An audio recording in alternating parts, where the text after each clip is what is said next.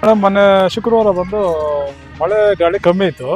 ಇದಾಗಿ ಇದು ಸೀಡಿಲ್ ಅಂತಾರಲ್ಲ ಮಿಂಚು, ಅದು ಬಂದು ಇಲ್ಲಿ ಹೊಡೆದ್ಬಿಟ್ಟು ಇದು ಬೃಹತ್ವಾದ ಮರ ಇಲ್ಲಿ ಬಂದ ದೇವಸ್ಥಾನ ಇತ್ತು. ಆದ್ರೂ ಯಾರಿಗೆ 30-35-40 ಜನ ಭಕ್ತರಿದ್ದು ಅಮ್ಮ ಯಾರಿಗೆ ಒಂದು ರೀತಿ ಯಾವುದೇ ರೀತಿ ತೊಂದರೆ ಕೊಡದಿರ ಅಮ್ಮನ ಎಲ್ಲಾರನ್ನೂ ಕಾಪಾಡಿ ಅಲ್ಲಿ ಏನು ತೊಂದರೆ ಇಲ್ಲದ ಅಮ್ಮ ಕಾಪಾಡಿದ್ದಾರೆ. ಒಳಗಡೆ ಇತ್ತು ಅದು ಒಳಗಡೆ ಅಲ್ಲೇ ಇದ್ದಿದ್ದು. ಈಗ ನೋಡಿದ್ರಲ್ಲ ಅಲ್ಲೇ ಒಳಗಡೆ ಇತ್ತು. ಈಗ ಅಲ್ಲಿ ಬೆಳದ್ಬಿಟ್ಟು ಇಲ್ಲಿ ತಂದಿಟ್ಟಿದ್ದೀವಿ. ಅದು ಮಂಗಳವಾರ ಬೇರೆ ಚೇಂಜ್ ಮಾಡಿ ಮೇಡಮ್ ಒಂದು 30-35-40 ಜನ ಆಲ್ಮೋಸ್ಟ್ ಇರೋಕ್ಕಾಗಲ್ಲ. ಯಾರು ಒಂದು ಸುಮ್ಮನೆ ಒಂದು ಗೆರೆ ಕೂಡ ಬಿದ್ದಿಲ್ಲ. ಯಾಕಂದ್ರೆ ಬಿದ್ದಿದ್ರೆ ಇದು ಹೈಲೈಟ್ ಆಗ್ಬಿಟ್ಟು ದೊಡ್ಡ ವಿಷಯ ಆಗ್ಬಿಡುತ್ತೆ.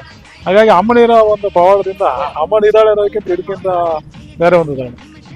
ದೇವತೆಗಳನ್ನ ಪರೀಕ್ಷೆ ಮಾಡಕ್ಕೆ ನಮ್ಗೆ ಕೇಳಿ ಹೇಳ್ತೀವಿ. ಅದು ಅಮ್ಮನವ್ರ ಸೇವೆ ಮಾಡಬೇಕು, ಅಮ್ಮನವ್ರ ಸೇವೆ ಮಾಡೋಣ ಅಷ್ಟೇ ಇರೋ ತನಕ.